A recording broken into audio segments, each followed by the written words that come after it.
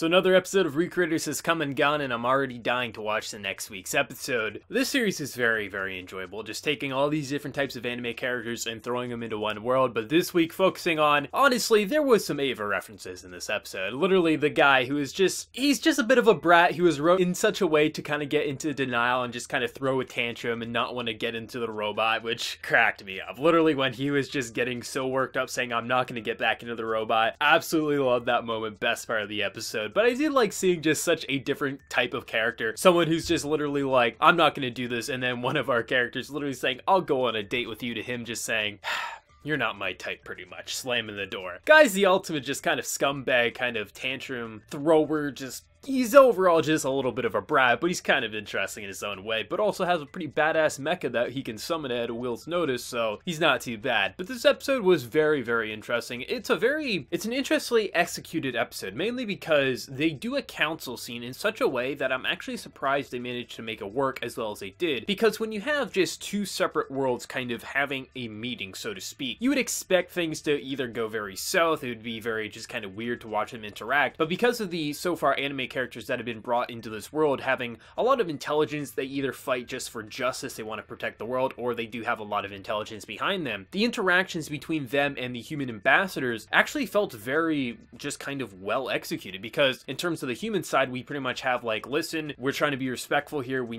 don't know what the hell is happening, but we're gonna do our best because it seems like you people are fine, you're not trying to destroy our world, and we need your help because we have no idea what's going on here. So I do like how humanity is pretty much admitting, we don't know what's happening, we need your help here. And then to just see the conversation saying like, my assumption was that we shouldn't get involved because the more of us creations that get involved with the creator world, the more of a terror that's going to happen. But we can see that if we don't get involved, there's going to be worse stuff happening, so we do have to get involved. So I like how they ultimately all come to the realization and the conclusion that they do have to work together, they do have to take some things down, and it is up to them to all work together, and they can't just kind of sit idly by hoping everything is just going to blow over, because we know it's not going to. But I am surprised by the amount of comedy in this episode, because this was a more serious episode. But I absolutely love just the whole conversation of like, hey, you stole a lot of missiles. Yeah, you know, I was borrowing the missiles because I just kind of need it. That's like 160 million yen. Yeah, but you know, just kind of put it on my tab, pretty much. I just like the little quick banter. It's kind of weird that they just brush it aside of like, yeah, I'm sorry, I didn't mean to steal your stuff. I'll ask next time. But it's just like, it's so stupid, it kind of works in its own way. But there was a lot that happened in this episode with the character interactions, and just, there was a bit of action at the beginning, but essentially it's still sticking to the groundwork of, we don't need to jump straight into action. We need to build everything up first before we get into that explosive kind of dynamic, which is probably going to happen, if I had to guess, within the next few episodes, is when a lot of action is going to start building up, because it does feel like we're more or less getting situated with the central cast. Obviously more characters are going to arise in this, as we pretty much get the confirmation that as more creations get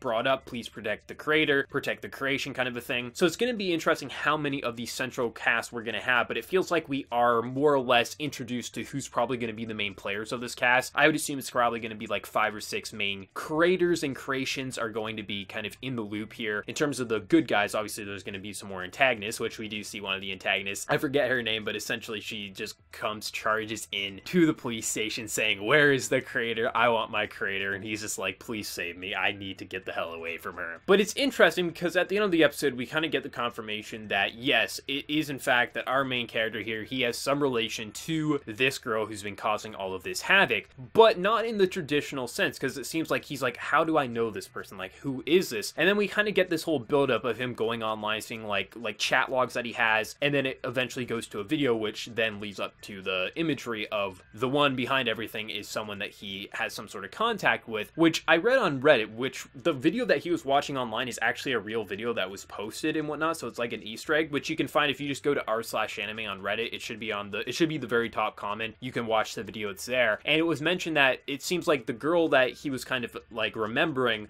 was the one we saw in episode 3. Now I didn't go back and double check it just yet, but apparently that's the one who probably drew her, or something like that, which our main character probably knows, something like that. That's how it's probably all going to relate. So he's still going to have his own creation that's going to come alive. Maybe it's the girl who kind of committed suicide at the beginning of the series in front of the train. There's a lot that they can do with it, but overall I thought it's very interesting how they're balancing a lot of dynamics all in one episode with having a very kind of central, a bit of a comedy kind of council scene, but it felt very grounded and realistic. Despite there being anime characters, it felt very grounded, like if we did have two separate species pretty much, because despite them looking human, they are a different species ultimately because they come from a different world. But essentially we have two different species like interacting in a council because they're both in the same world at this point. And both of their worlds kind of need one another to coexist, so essentially they have to work together, and they all kind of agree it's a mutual benefiting relationship if they all work together, and we need to take down this opposing threat and figure out why the hell this is happening, and ultimately we need to find this girl's creator, because that's going to be the link to everything. And I think how they're handling just the overall dynamics from the kind of comedy focused moments to the more serious, to even a bit of the action stuff near the beginning, I think it's very interesting. It's going to be interesting how the second half of the series goes, because that's where I think it's going to get very action heavy and things like that.